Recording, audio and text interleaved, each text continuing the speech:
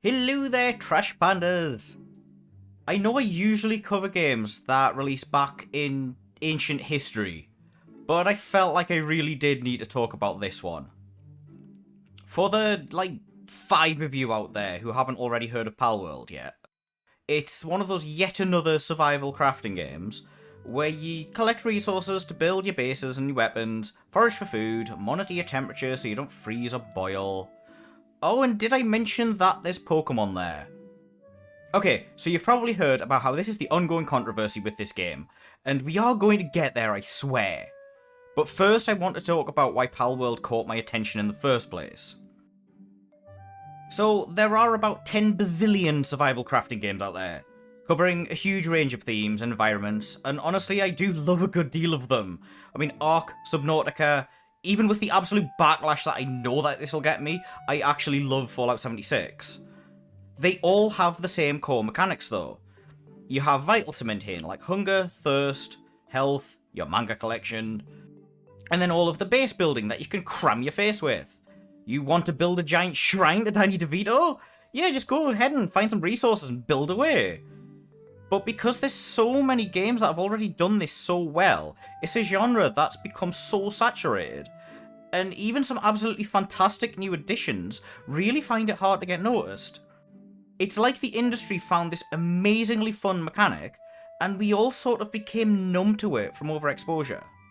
But do you want to know what other game style I absolutely adore but I've become really numb to? Goddamn Pokemon games.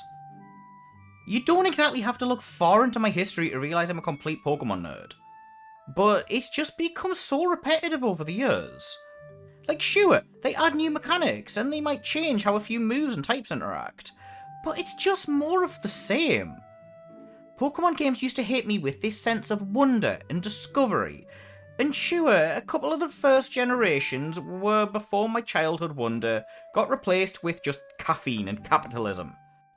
But I realised there actually was a spark still there when Legends Arceus was revealed. Like holy crap, a game set in the past, where wild Pokemon just roam free and will absolutely wreck you, and you have to forage for all of your resources to craft equipment. Yes! This is what I was waiting for! Something familiar but also very new. And then I finally played Arceus, and it was okay. It was definitely a step in the right direction, but it was just lacking something, and I couldn't pinpoint quite what it was. It was like they had the right idea and the right pieces, but they were just too cowardly to fully delve into it. I was expecting to be booted out into the wild, building a base and scrambling for berries to feed myself while wild Pokemon tried to unalive me in my sleep. What we actually got was just another Pokemon game where you can craft your own Pokeballs on the fly. And then they dumbed down the battle system so it didn't interfere with the pacing. Participation award! You tried. So that sort of brings us to Palworld. Now, I will emphasise, this is a game still in very early access, so a lot is bound to change and improve over its development. But honestly, I think we already have more than enough to go off here. So we load up with a character creator. Yes, feed me customization.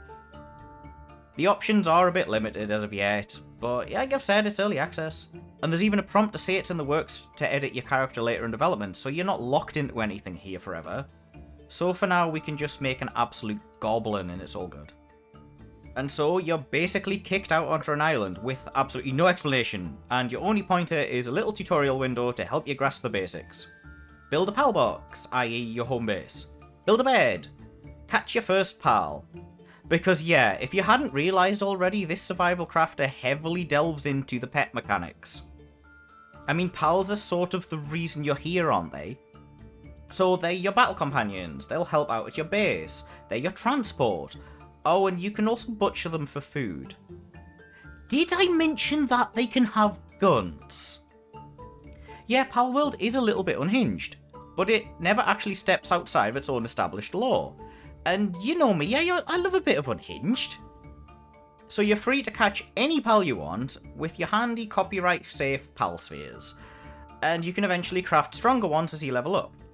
What's that? You think it's Great Sphere and Ultra Sphere? Nah, nonsense. These are Mega, Giga, Hyper, Ultra, yeah, I guess there is an Ultra Sphere. Shush. And yeah, the same rules you're going to expect apply.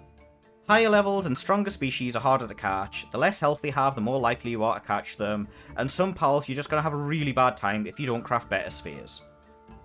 And if you're really not into the Geneva Convention, you can actually catch humans to put them to work at your base. But the game does give you a little tooltip to suggest that this is frowned upon. So yeah, I suppose we should address the Mamarista in the room. Palworld sort of seems a lot like a certain other franchise at surface level. Now, I've had this rant before back in my Digimon video, but it is a little bit more relevant this time. It's obvious Palworld has been heavily influenced by Pokemon. I can't deny that. If I was going to blindly talk about a game where you run around throwing spheres to catch monsters, you would absolutely assume I was just talking about Pokemon. And the designs don't exactly help the case. There has been a huge backlash about how similar some of the pals look to Pokemon. And I have to admit, the art style is very similar. Smooth bodies, big eyes, bright colours. But you know what else uses that art style? Like, literally everything. A lot of the pals that are frequently brought up really can just be put down to the fact that there's only so many ways to draw a cartoon sheep. I mean, I've seen people comparing Yormuntide to Gyarados. And yeah, I get it, they're both sea serpents, and they share a similar colour palette. But do you know what Yormuntide reminded me of? Seadramon. Do you know what Seadramon is? A sea serpent. You know, the things that people have been talking about since we had boats. But, if I rewind, take some deep breaths, admittedly, there are some pals that are a little bit too familiar. Being the obvious voice of positivity that I always am, I'm leaning towards these being more inspired by, and not so much total rip-offs. Because there are still some differences, but I can at least see where people are coming from. But all in all, Palworld is actually one of the better games I've played over the last few years. And honestly, this is exactly what I was hoping Legends Arceus was going to be. I can definitely see there being some challenges with the designs. I'm pretty sure Nintendo have all but confirmed that they're already seeking legal action, but even then, it's still early access, so some of the designs might have to change. But the overall game shouldn't have to suffer. There is an extremely solid foundation here. And honestly, Nintendo sweating can only benefit Pokemon fans. Think about it. This is the first time they've actually had to sit there and contemplate some actual competition appearing. And then maybe think about some actual innovation for once. I've lived through so many monster franchises that I adored, but they were never going to remotely rustle Nintendo's jimmies. Do I think that Palworld's going to finally dethrone Pokemon? No. But I am hoping that it's shown Nintendo how stale their games have become. So yeah, welcome to the Gladiator Arena, Palworld. I sincerely hope that you survive longer than the others. So, I hope you enjoyed me rambling about the latest addition to the monster game pile of trash. But if you did, please do consider pushing the like and the subscribe and all those good YouTube buttons so I can feed the eldritch abomination that is the algorithm. But either way, thank you so much for watching, and I hope to see you next time.